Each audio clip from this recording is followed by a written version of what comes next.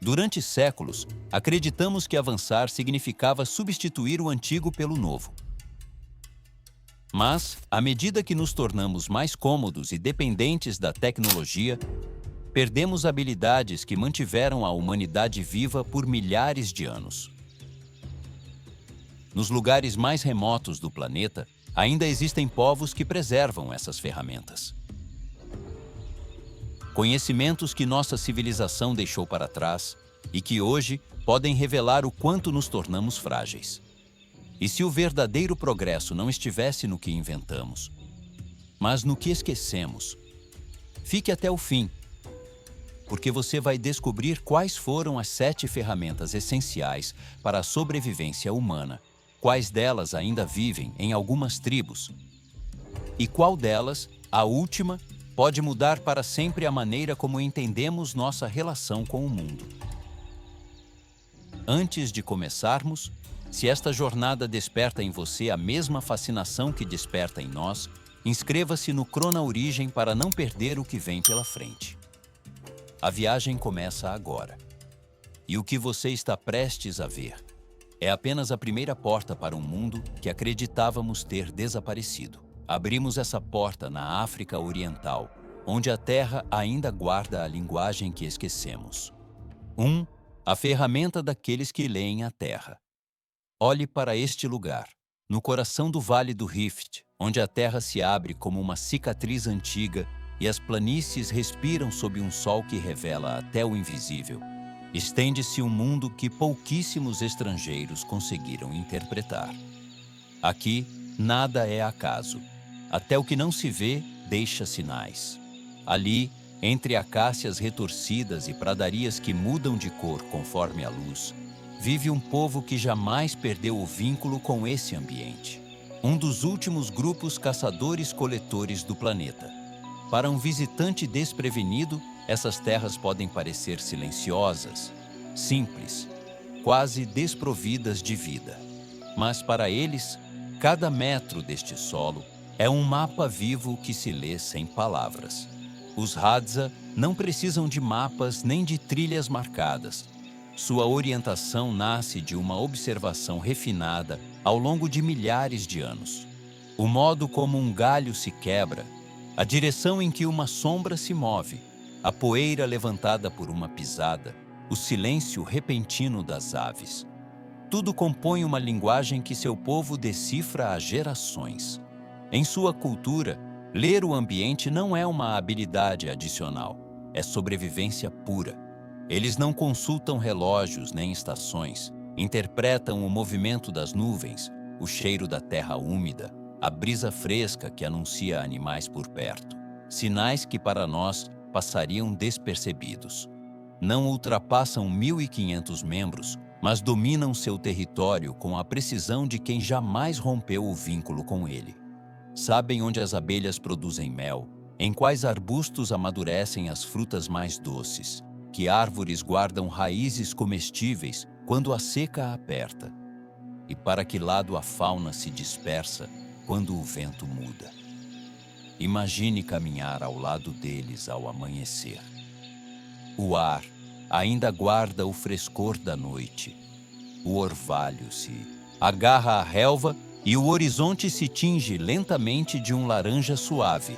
De repente, um deles para, não fala, não aponta, apenas fixa o olhar em uma marca que você não saberia identificar. Para você, é nada. Para eles, é um fio que conduz ao alimento. Avançam seguindo esse rastro invisível. Um giro na terra, um caule recém-dobrado, um leve afundamento no solo. Pistas que somente eles sabem interpretar. E quando finalmente param, o arco já está tensionado. A flecha aponta com firmeza, e você compreende, talvez pela primeira vez, que está diante de um conhecimento que não cabe em nenhum manual moderno. Esse povo resistiu a colonizações, pressões agrícolas e projetos que tentaram moldar seu território. Mas nunca cederam. Dominar uma ferramenta assim, ler a natureza com todos os sentidos, mover-se sem romper seu equilíbrio, é o que permitiu que sua cultura permanecesse viva. Em que momento deixamos de ouvir a natureza? Para ouvir apenas o nosso próprio ruído? Porque se interpretar a Terra já parece impressionante, o que vem agora não apenas desafia a natureza, como a molda. Uma habilidade capaz de transformar o fogo em guia, em refúgio e em arma. E é para lá que a viagem nos leva. Ao deserto do Kalahari, onde o fogo não é calor, é uma ferramenta viva. 2. A ferramenta do fogo que guia o deserto. Imagine-se aqui por um instante, nas vastidões douradas do Kalahari, onde o horizonte vibra sob o calor e o vento carrega histórias que se desfazem entre as dunas. Nesse imenso deserto, vivem os San, uma comunidade que não teme o território, porque aprendeu a compreender o idioma com que o deserto fala. Esse povo, um dos mais antigos da humanidade, domina uma ferramenta que transformou nossa história, mas que nós reduzimos a um simples interruptor, o fogo. Para eles, fogo não é faísca nem objeto, é bússola, refúgio, medicina e estratégia.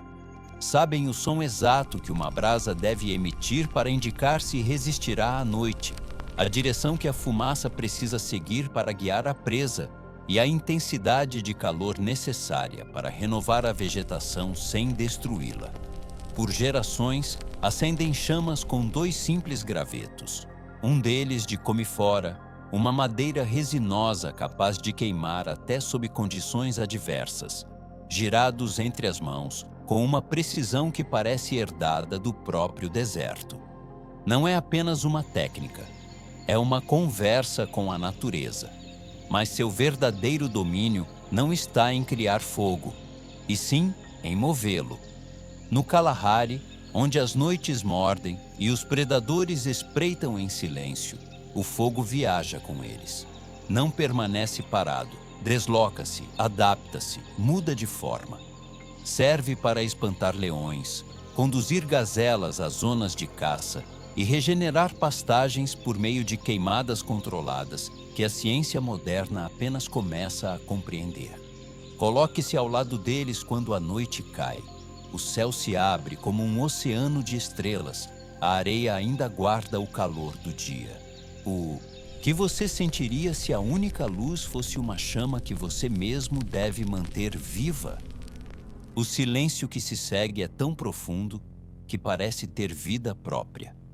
Então, um deles se agacha, toca o chão com a ponta dos dedos e sopra sobre uma brasa que revive como se despertasse. Em segundos, a chama surge, suave, dócil, viva, e você entende que eles nunca a temeram porque jamais se separaram dela. Há décadas, essa comunidade enfrenta pressões de mineração, deslocamentos forçados e restrições que ameaçam seu território. Ainda assim, seu vínculo com o fogo permanece intacto, seu guia, sua proteção, seu mestre. Uma ferramenta que nossa civilização transformou em perigo, mas que aqui continua sendo conhecimento puro. E se essas chamas lhe parecem impressionantes, não desvie o olhar, porque agora você vai descobrir o que acontece quando a própria terra se torna arquitetura. E um povo utiliza raízes vivas para construir lares que crescem, respiram e se adaptam como se tivessem vontade própria. Agora seguimos em direção às montanhas do oeste da Índia, na região dos Ghats ocidentais, onde a arquitetura ancestral continua desafiando a modernidade. 3. A ferramenta das casas que respiram.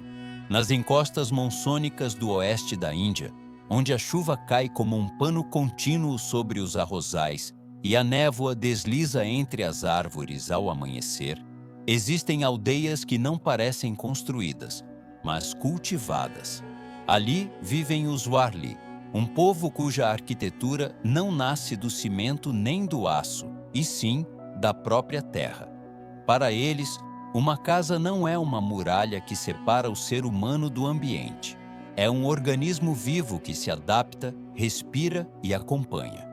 Enquanto nossas cidades erguem estruturas rígidas que exigem eletricidade para aquecer ou resfriar, os Warli mantêm viva uma ferramenta ancestral que a nossa civilização deixou para trás: construir em harmonia com o clima, não contra ele. Suas moradias se erguem em questão de horas, com barro, bambu, madeira e esterco misturado com cinza. Não existem manuais escritos. A técnica se aprende observando, lembrando, imitando. Cada gesto é herdado. O resultado é extraordinário. Repare em como suas paredes conservam o frescor mesmo no auge do verão, como os telhados desviam a chuva das estações de monção e como o interior mantém a temperatura sem a necessidade de um único aparelho elétrico. Fique sob o telhado desta casa, na entrada, observando como a monção escurece o horizonte. Do lado de fora, a chuva bate sem descanso, escurece os caminhos e apaga a linha do horizonte. Dentro, em contraste, o ar é ameno. A luz entra suavemente pelas frestas do bambu e o cheiro de terra molhada cria uma quietude difícil de descrever. Nada estala, nada vibra. A casa respira com você. As paredes estão decoradas com os inconfundíveis motivos Warli, figuras brancas, geométricas, que contam histórias de caça, agricultura e celebração. Não são enfeites, são memória coletiva, mapas culturais pintados com uma mistura de arroz e água. E embora possam parecer frágeis, essas moradias resistiram a monções, a estações implacáveis e a décadas inteiras sem perder a sua essência. Em um mundo que constrói rápido, caro e rígido, os Warli nos lembram algo que a arquitetura moderna deixou de lado. Uma moradia não precisa dominar o ambiente para proteger, basta compreendê-lo. O que perdemos quando nossas casas deixaram de acompanhar o nosso ritmo e passaram a ditar o ritmo em que devemos viver? E se esse refúgio feito de equilíbrio tocou você, continue comigo. Porque o que vem agora não se ancora à terra, sustenta-se em um movimento que nunca para. Existem povos para os quais a proteção não é um lugar, mas a capacidade de desaparecer antes de serem encontrados. Bem-vindo ao coração da Amazônia, onde um grupo inteiro fez do deslocamento a sua única forma de permanência. 4. A ferramenta daqueles que desaparecem antes do perigo. Lá onde a selva fica tão densa que a luz mal toca o chão, estende-se um território que não aparece em rotas turísticas nem em mapas precisos. Um lugar onde as trilhas somem em poucos dias, as marcas se diluem com a chuva e a floresta se retrai como se escondesse algo que não deseja revelar. Esse algo são os Kawa-Riva, um dos povos mais ameaçados e mais difíceis de rastrear do planeta. Aqui, permanecer parado não é uma escolha, é um risco. E sua maior ferramenta não é uma arma nem um objeto. É a capacidade de desaparecer antes que o perigo chegue.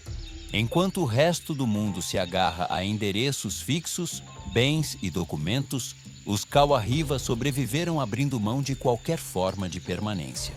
Eles deixam tudo para trás. Seus abrigos efêmeros, restos de comida, pegadas e, muitas vezes, até objetos que outros povos considerariam indispensáveis. Os acampamentos que a FUNAI encontrou em expedições ocasionais revelam essa vida em fuga constante. Abrigos leves erguidos em poucas horas, brasas que ainda guardam calor, armadilhas construídas com uma precisão tão delicada que se confundem com o entorno. São estruturas pensadas para durar apenas alguns dias e depois se entregar à floresta, que as absorve como se nunca tivessem existido.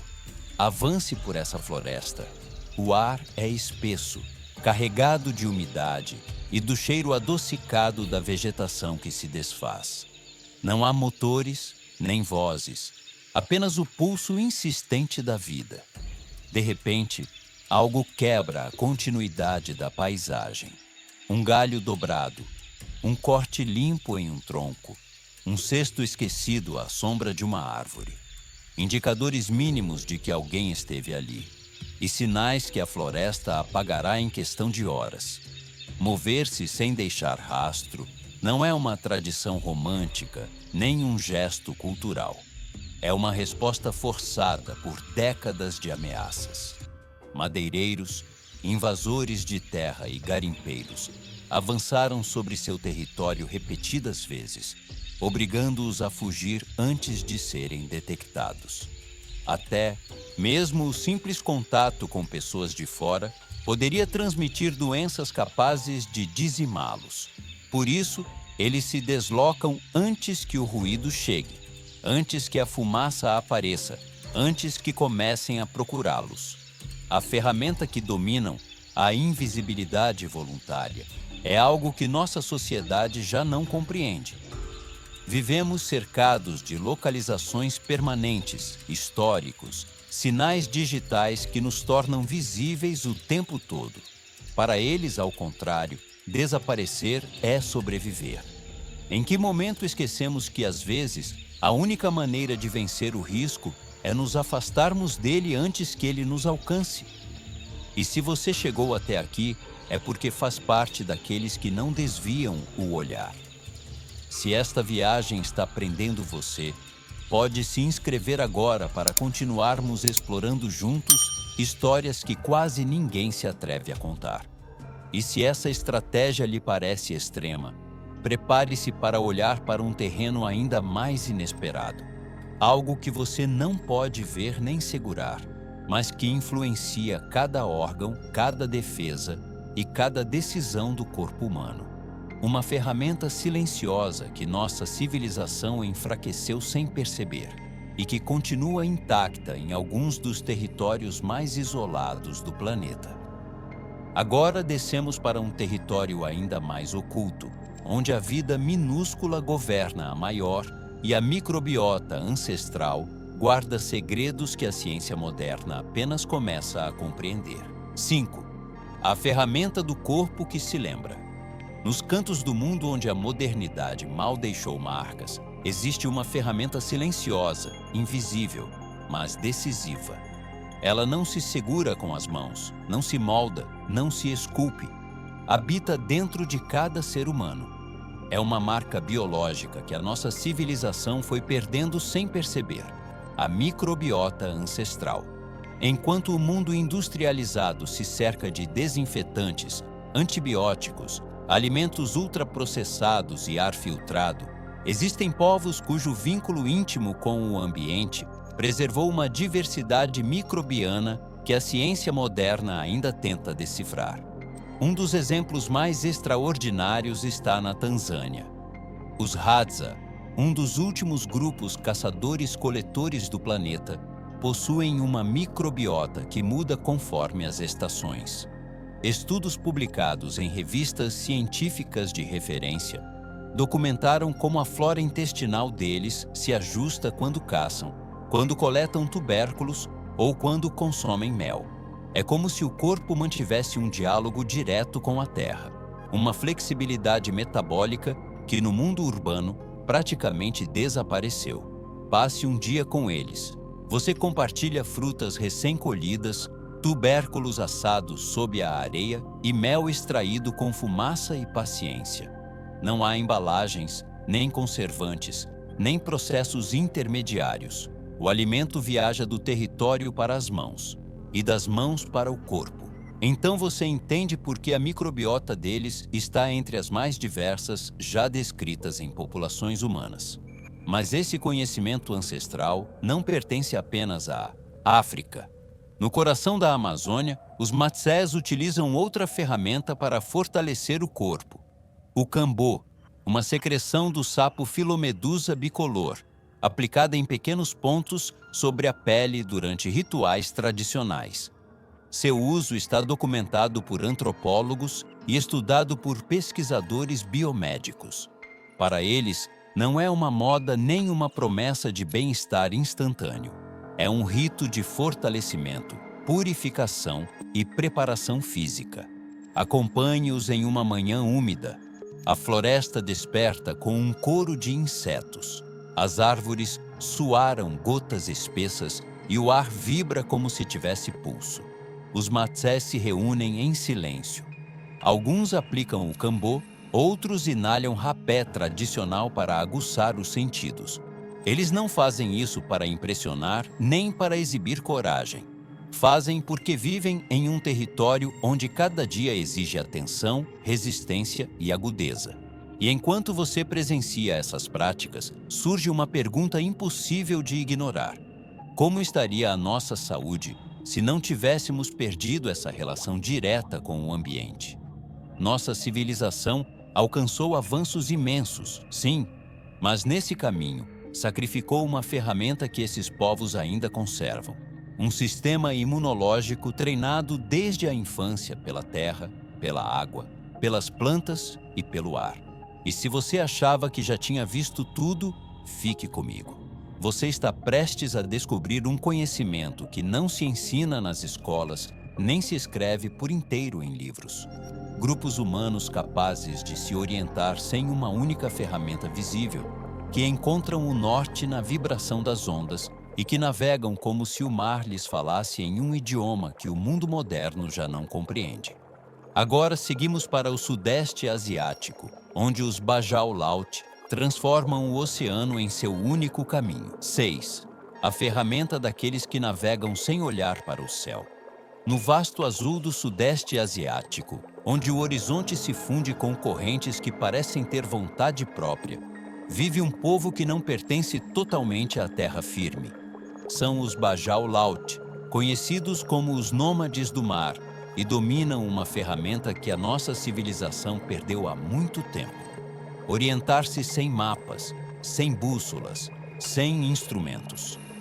Para eles, o oceano não é um limite, é uma casa que respira, um território lido como um texto em movimento.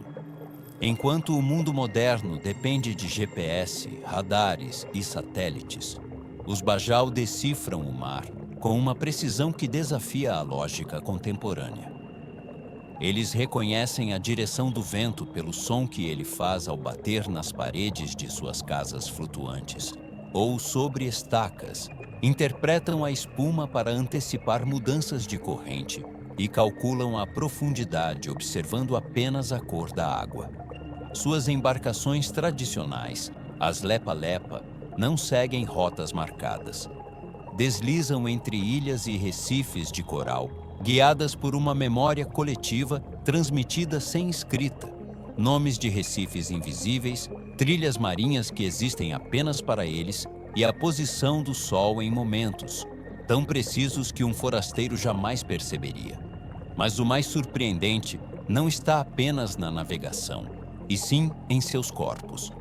Estudos científicos revelaram que os Bajau possuem um baço aumentado, capaz de armazenar mais oxigênio e permitir que mergulhem por vários minutos sem ajuda.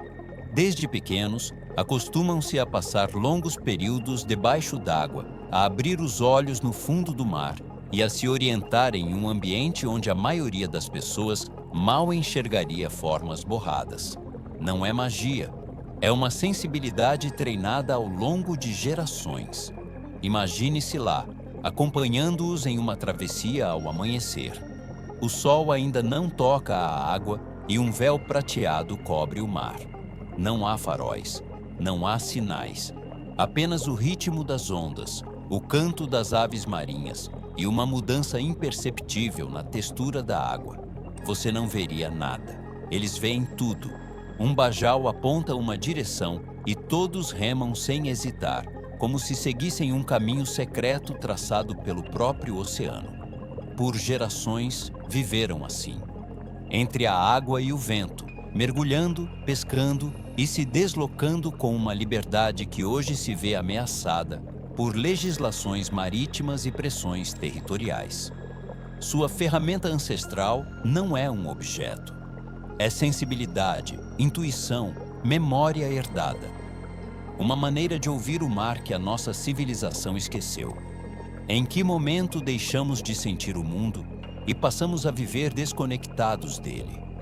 E se orientar-se sem instrumentos já parece impossível, espere um pouco. O essencial está prestes a se revelar, porque a última ferramenta desta viagem não se segura com as mãos, não se transmite com um único gesto e não depende do ambiente. É uma ferramenta que só existe quando uma comunidade inteira decide se unir. Uma ferramenta capaz de sustentar a vida em um dos lugares mais hostis do planeta. E quando você a conhecer, entenderá o fio que conecta todas as anteriores. 7. A ferramenta daqueles que sobrevivem juntos à beira do mundo. No extremo norte do planeta, onde a noite pode durar meses e o silêncio pesa mais do que o vento, existe um território que não perdoa erros. Um lugar onde o frio não é uma sensação, é uma presença constante. Um adversário que obriga cada ser vivo a tomar uma decisão brutal, adaptar-se ou desaparecer. Ali vivem os Inuit, um povo que transformou um dos ambientes mais hostis da Terra em seu lar. E fizeram isso graças a uma ferramenta que não pode ser talhada, acesa ou vista de fora. Uma ferramenta que não poderia existir sem a união de todos, a interdependência, a certeza absoluta de que ninguém sobrevive sozinho. Enquanto o mundo moderno glorifica a autossuficiência, o conforto e o individualismo, eles preservam uma verdade que nossa civilização esqueceu. No Ártico, só vive quem vive pelos outros. Seus iglus, verdadeiras maravilhas da engenharia tradicional, podem elevar a temperatura interna a níveis surpreendentemente confortáveis graças ao calor do corpo e a pequenas fontes de calor, como as lâmpadas de gordura. Mas nenhum deles é construído sozinho. Cada bloco de neve passa de mão em mão, cada curva é ajustada por vários, cada fissura é corrigida com a precisão que apenas a experiência coletiva pode ensinar. A caça também é colaboração.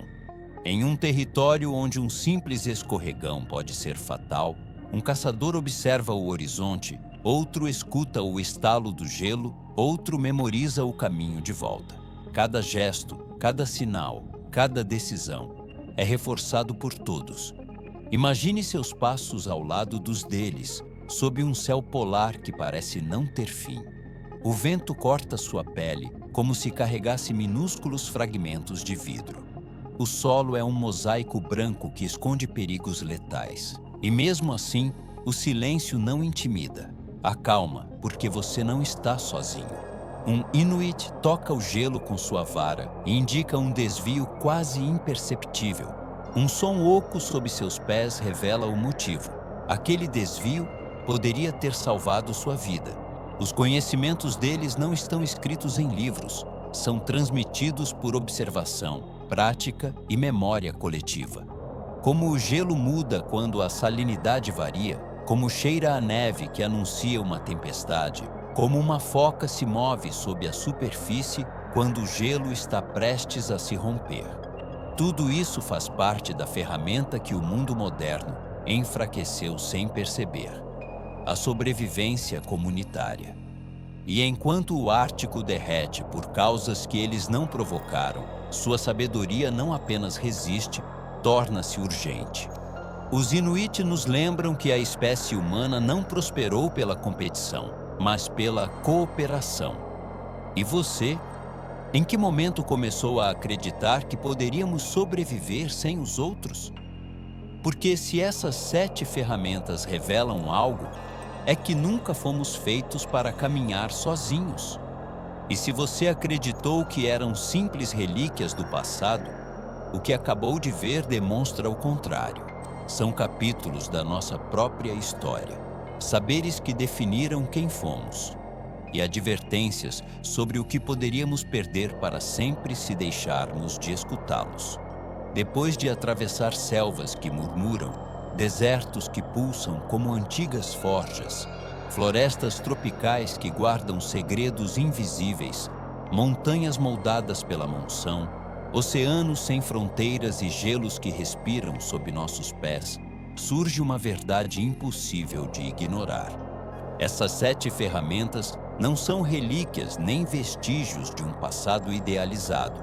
São reflexos de uma sabedoria que resistiu onde a modernidade ainda não rompeu o equilíbrio. Esses povos nos lembram que a natureza ainda fala, que o corpo guarda uma memória ancestral e que a vida só floresce quando sabemos ouvir o mundo que nos sustenta. E, da terra ao gelo, todos mostram a mesma verdade. Nenhuma ferramenta funciona sem conexão, cooperação e equilíbrio. Nada disso é nostalgia. É uma pergunta, um chamado, um espelho. O que perdemos ao nos afastarmos tanto daquilo que nos fez humanos? Não se trata de voltar ao passado, mas de reconhecer quais fragmentos da nossa memória ancestral ainda brilham o suficiente para nos guiar no presente, antes que desapareçam para sempre. Agora que você viu essas 7 ferramentas em ação, diga: qual delas você acredita que nossa civilização mais precisa? E qual mais te surpreendeu? Compartilhe sua reflexão com a comunidade. Queremos te ler, porque suas palavras não são apenas um comentário, são parte do caminho que construímos juntos nesta jornada. Obrigado por nos acompanhar até o último minuto. Se você chegou até aqui, conte para nós. Deixe nos comentários a palavra-chave memória. Se esta jornada fez você olhar o mundo com outros olhos e quiser continuar explorando culturas que desafiam tudo o que acreditávamos saber, inscreva-se e ative o sininho para não perder os próximos destinos que já estamos preparando. Porque mesmo que este capítulo chegue ao fim, no Crona Origem sempre há outro horizonte nos esperando.